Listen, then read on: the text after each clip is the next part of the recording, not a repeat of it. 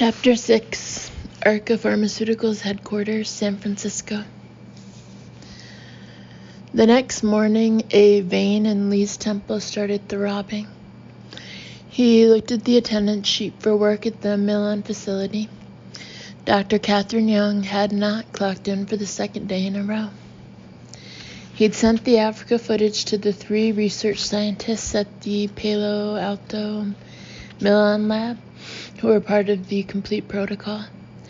Even so, they didn't have the full picture, of course. All they knew was that they were engaged in secret military research beyond their normal duties, and that they were earning $100,000 a year more than the regular research scientists. They had no clue that Lee had another agenda entirely, which was, of course, perfect. The day Lee defected back to the mainland with a complete program to turn the Red Army into history's greatest military machine, he'd leave behind a charred corpse in his car at the bottom of a ravine and clues that would implicate the 3 scientists in treason. He was so damn close and yet so far. The Orion Africa debacle was going to set him back by months. His new life was dancing out of his grasp. He tapped a holographic image of a lock and key on the monitor to his right. It immediately dissolved into Bering's bullet head. Sir? Dr. Catherine Young hasn't come into work this morning either. Check hospitals within a 100-mile radius and check police reports. Break into her home and see what you can find and make sure she knows we looked. Report back in an hour. Sir. Lee drummed his fingers on the shiny teak desktop, jaws clenched as he thought. What had happened to Young? Had she been mugged? Had she had a car accident? Was her lifeless body at the morgue? That would be very unfortunate, as she seemed to have an almost uncanny ability to understand the workings of all the iterations of SL on the human mind, and was able to make an fMRI sing. If anyone could tweak the molecule, give them another iteration, it was Dr. Young.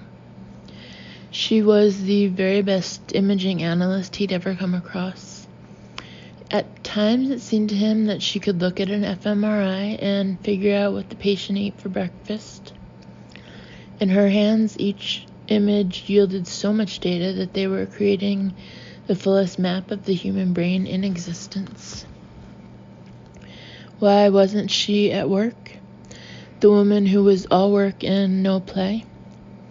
She had no friends among her coworkers, and the baseline vetting his security staff had done on her hadn't turned up a large number of friends, any friends at all, actually. She seemed to be wedded to her work, arriving early, leaving late. She showed no signs of political awareness or even unusual interest in the company she worked for. No, Lee decided. She wasn't spilling her guts to the FBI right now. Something must have happened to her. Had she spent the night with someone and was still there? Somehow Lee doubted that. She seemed as sexless as she was friendless. It had been a real selling point with him. He regretted bitterly his decision not to place tracers in the cars of his top research staff. The instant Young showed up, a company transponder was going into her car, one that wouldn't turn off when the car was turned off, or better yet, Bering would slip into her bedroom, anesthetize her, and inject minute traces of a radioactive isotope with a specific signature into her. She'd never know, and they'd know her whereabouts at all times. And when SL-59 was complete, tested, and flawless, when it had been delivered to the People's Liberation Army, Young would be slated for destruction. Together with Clancy Flynn, she would be the only one who could recognize what had happened to the soldiers of the PLA. They both had to be silenced. The loss of one blowhard former general and one mere woman was nothing in comparison to the plan. Catherine leaned forward on her elbows, fascinated. Come on, Stella, tell me the truth. Is Gary Hopkins a good kisser? Gosh, that scene. The world's most famous kiss, an iconic image on the poster of The Hunter. Stella and Gary being pulled apart by enemies, their only point of contact, lips locked in a kiss. Catherine put down her perfect cup of coffee next to the plates, which had once held a perfect stack of blueberry pancakes and a perfect whites-only cheese omelet, and the bowl which had once held perfect homemade yogurt with a dollop of perfect homemade strawberry jam. It was more food than she'd been able to consume in one meal for as long as she could remember. She'd eaten every delicious bite and had scraped the bowl of yogurt, making an embarrassing sound. It was, hands down, the best breakfast she'd ever eaten, and that included in France. But now that she was replete, fascination with the woman sitting across from her held her in its grip. Stella Cummings, once the most famous actress in the world, who'd commanded a $20 million a picture, whose face had graced 1,000 gossip magazines, who'd been a celebrity almost as long as she'd been alive until she disappeared from the public eye. That woman had been a fashion plate, waif-thin, and blindingly beautiful, remote, untouchable, perennially unsmiling, and gorgeous in the pictures of her on the red carpet or in the tabloid snapshots. A 21st century Greta Garbo, only thinner. The Stella that sat across from Catherine was a healthy-looking woman who was no longer beautiful and laughed constantly. Her face had been savagely slashed, then carefully put together again by a master plastic surgeon, but nothing would ever make her beautiful again. Catherine forgot the scars 10 seconds after Stella had knocked on her door, bearing a tray of delicious-smelling food. Stella gave a lopsided smile and rolled her eyes. Gay, honey. Catherine's eyes bugged. Gary Hopkins is gay? As a plaid suitcase, like Lawrence Rome. The two actually dated. Man, Catherine sat back. Gary Hopkins, and to a lesser extent, Lawrence Rome, were the epitome of macho. Ripped and brooding, Gary had personally saved planet Earth by his courage and ability with humongous weaponry and deadly evil. Makes a girl think, doesn't it? Though I suppose he was too good-looking to be straight. They both turned as the door to Catherine's room whooshed open. Speaking of good-looking men, Stella said as Mac walked in. He gave her the hairy eyeball, but she responded with a sunny smile. Catherine could barely move. The instant Mac filled the doorway, her muscles were paralyzed. The breath left her body, her palms started sweating. Though her muscles were in lockdown, inside she was a riot of boiling emotions she could barely understand and couldn't control. He fascinated her. That uber male thing made up of long, lean muscles, shoulders up to here, huge, capable hands that looked like they could snap a man's neck in two and then repair a tank. He made Gary Hopkins look like a Cocker Spaniel. Then there was the fear thing. She'd touched him and had felt that he didn't plan on killing her today. But her gift was uneven, unreliable, incomplete, and she knew he had violence in him. Violence he could wield like a surgeon, but still. She could very well be wrong. The expression on that flat, ugly yet compelling face was stony. There was danger in every single line of his big body, and she had no guarantees that the danger wasn't to herself. And then there was the attraction thing.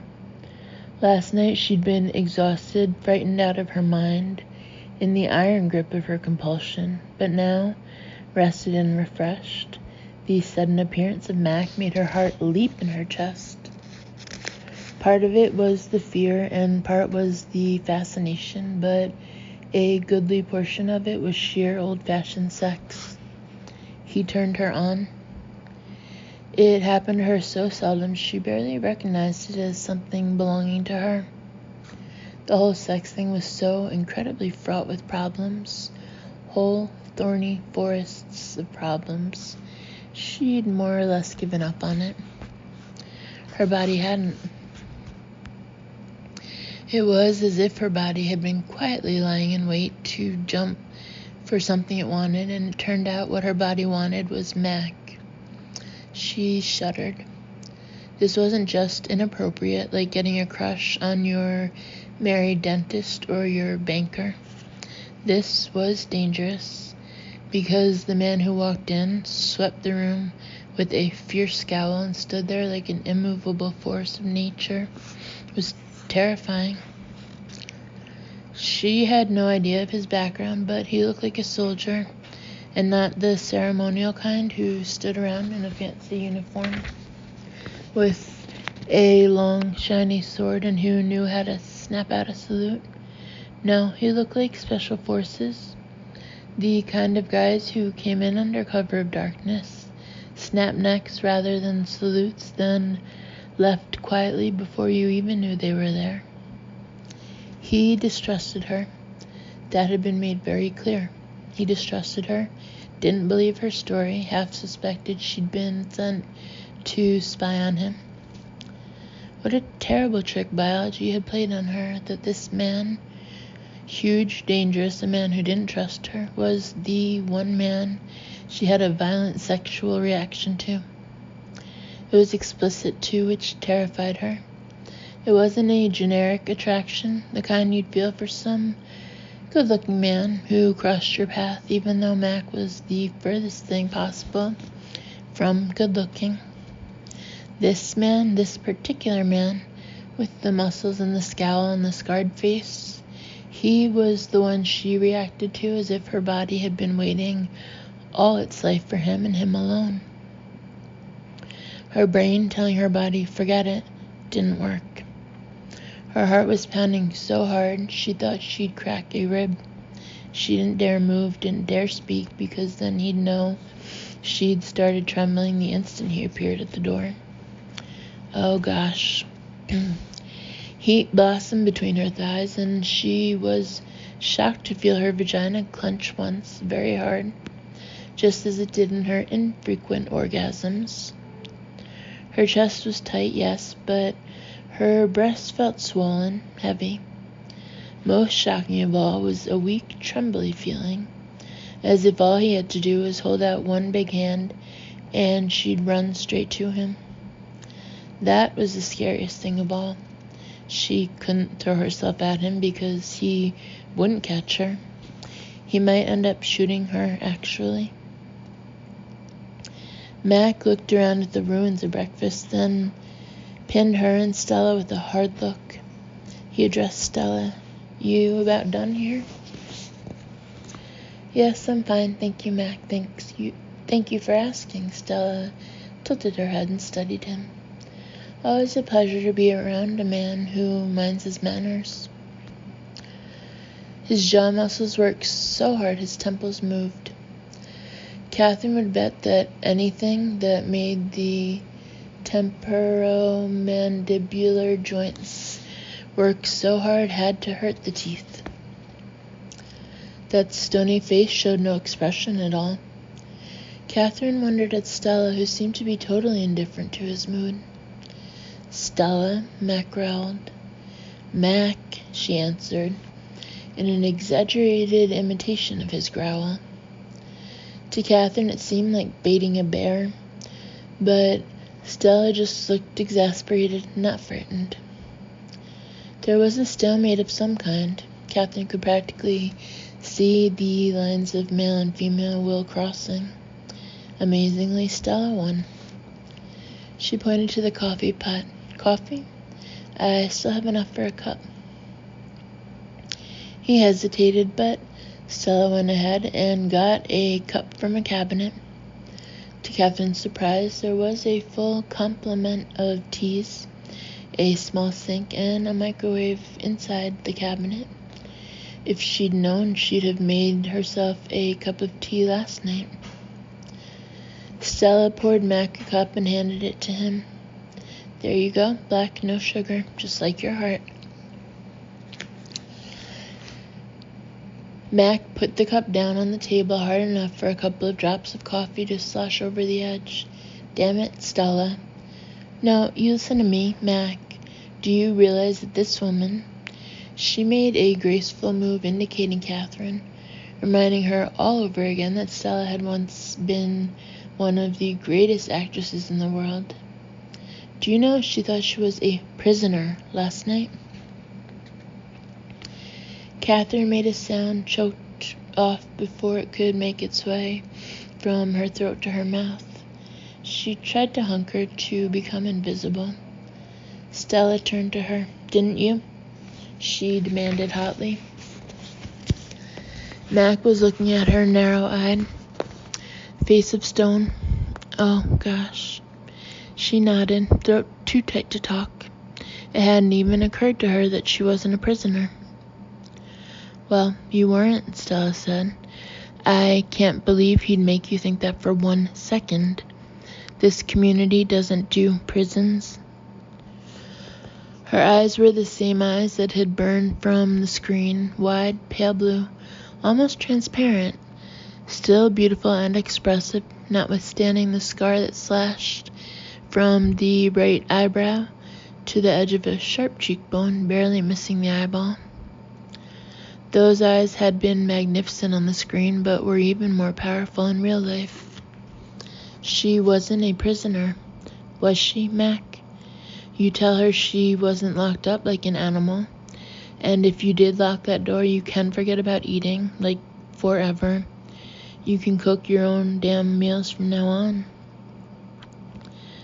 That grim face winced, as if in pain. Catherine understood completely. Now that she tasted Stella's cooking, banishment from her meals was indeed something to be feared. You weren't locked in. The word sounded forced, painful to say. Catherine shuddered. She hadn't been locked in last night. Those miserable hours, huddled in on herself, wondering if she would ever be let out of the room, that hadn't been real. She stared at Mac. He stared back. Oh, Christ, Stella said, and uncurled her long legs from around the chair legs and stood up. She marched over to the door and slapped a spot to the right of the door halfway up. There's a slight indentation. Press it and the door opens. Press it twice and it locks. Come try it. Keeping a wary eye on Mac, Catherine walked to the door. Stella took her hand and pressed her fingers to the wall. It wasn't visible to the eye, but it was clear under her fingers. A slight round indentation. She pressed it and the door whooshed open, and that fresh plant smell filled the room. See, not a prisoner. Stella was much taller than Catherine and looked over her head to Mac. Not only is she not a prisoner, but I think she's found her way to us. I think she is one of us. Catherine had no idea what Stella meant, but Mac did. He winced again and shook his head. Stella sighed. Christ, Mac, you're hopeless. Go on, show our guest around. All right. If his jaw got any tighter, the skin over his cheeks would crack. Stella turned to Catherine. See you for lunch. I'm making radicchio risotto and pear tart. I make a mean risotto, if I do say so myself. You'll like it. I bet I will, and for the record, I love risotto, Catherine said fervently. I'm looking forward to it." She watched with a touch of unease as Stella left. As long as she was in the room, there was an air of normality. 3 people talking. With Stella gone, Catherine was left with this mountain of a grim-faced man who seemed to dislike her and yet who turned her on so much she couldn't think straight. Gosh, what a miserable combination. The worst. She was in this strange building at his complete mercy. The door might or might not have been locked last night, but the fact was she wouldn't have dared to leave the room to wander around, even if she hadn't been locked in. Even supposing she'd found a way out, they were still in the mountains, far from any town. If she'd tried to escape, she'd have frozen to death. So she was a prisoner, in fact, though one who was being exceedingly well fed. He was staring at her, no clue whatsoever as to what might be going through his mind, though it didn't look like anything good. "I'm supposed to show you around," he said, his voice a low rumble. "So, let's go." He stepped back and opened a huge hand. "Okay." Might as well fall down that rabbit hole. Catherine stepped out.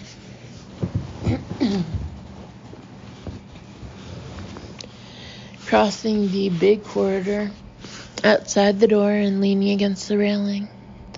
Wow, what a rabbit hole, leading straight into Wonderland. Gripping the railing hard, she stared. Last night she'd been too exhausted and too terrified to really take it all in, but now in the full light of day she saw a city, some kind of underground city, hidden from the world, stretched out before her. Buildings amid lush greenery, people walking with purpose on the brick and stone pathways. Someone sweeping away leaves, someone else opening doors, putting out 2 tables, a cafe.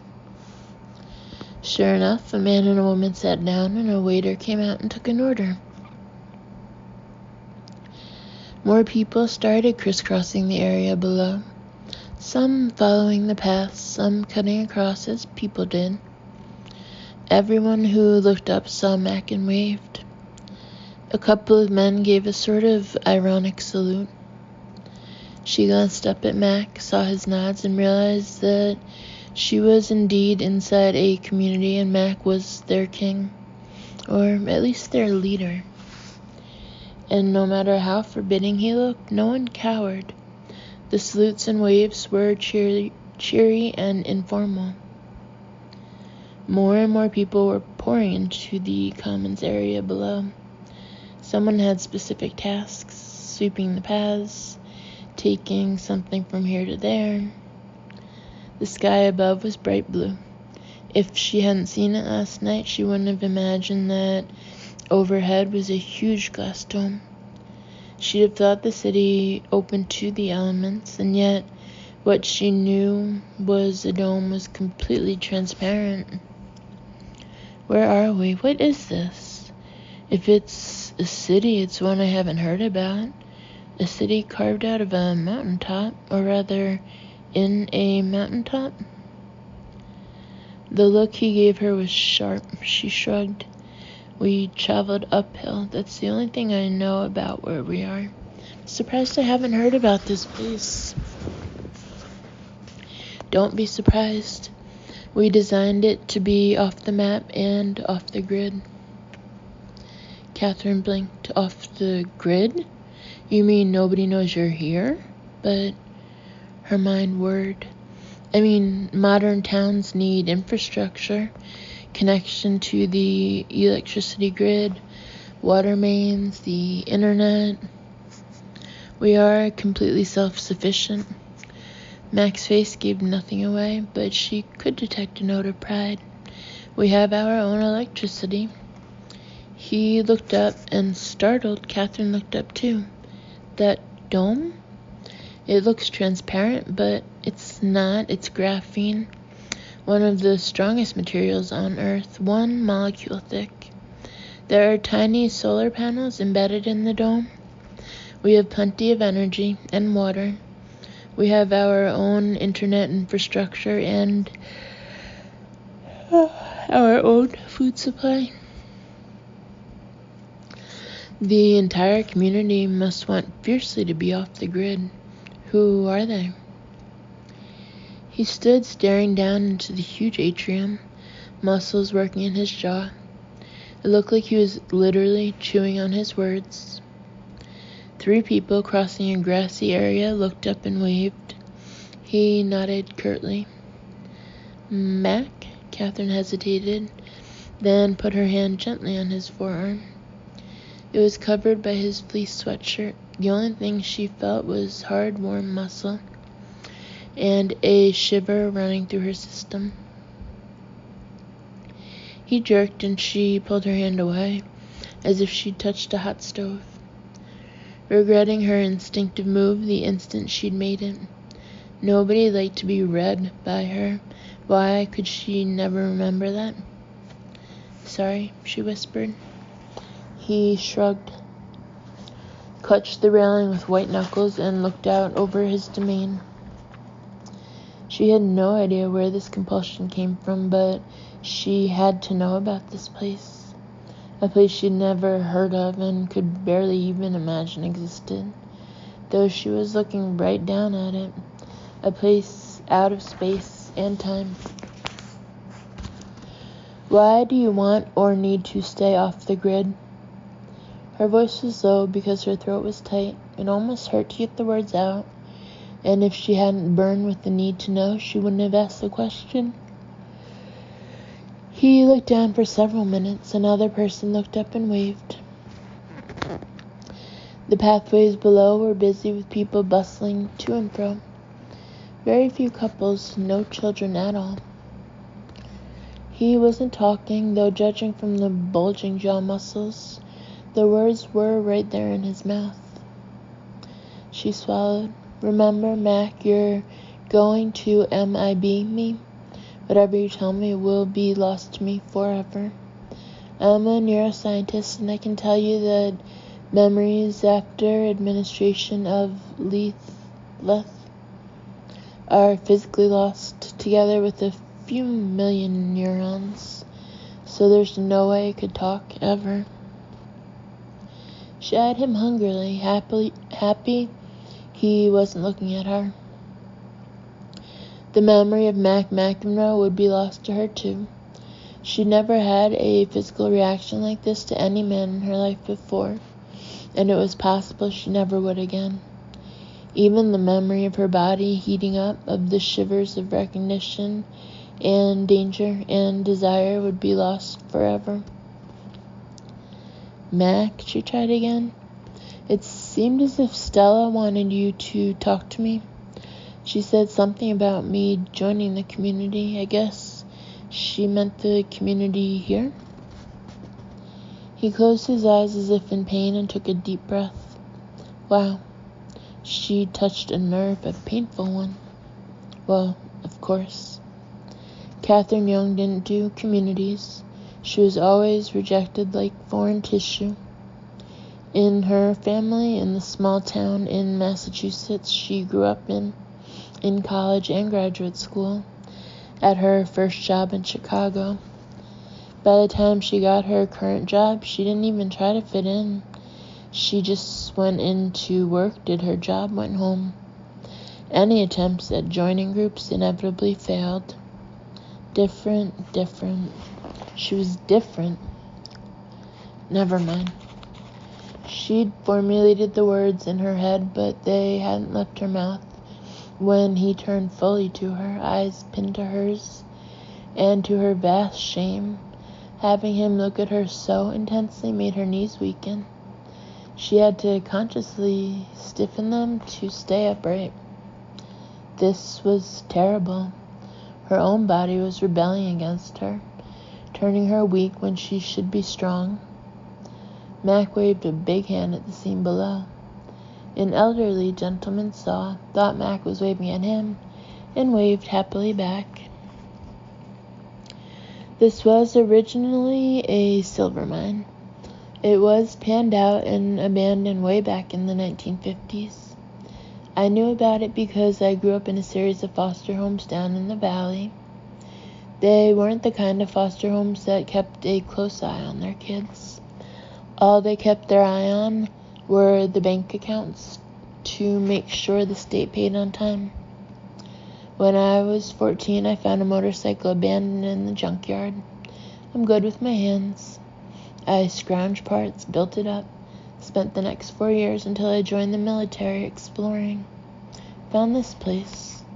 When we needed a hideout, I brought us here. He needed a hideout?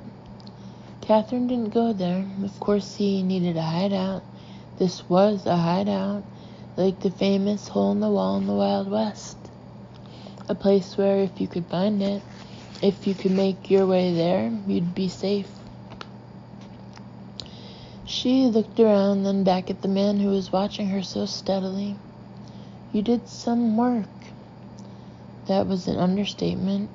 What she was seeing wasn't an abandoned mine. It had been turned into a high-tech town. Yeah. One side of his hard mouth turned up, and it took her a second to recognize it as a smile. A smile seemed like the furthest possible thing his face could do. Something completely alien to it, and yet it was a nice smile, small though it was. We had to. He stopped, head cocked, and tapped his ear. Yeah, he said suddenly, Roger that, coming right now. And he grabbed her elbow and started walking grim-faced once more. Smiling time was over, evidently, and whatever had happened, it involved her. She looked up at him, searching for clues.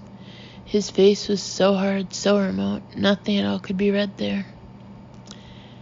Catherine trotted to keep up with him, wondering whether she was moving to her doom.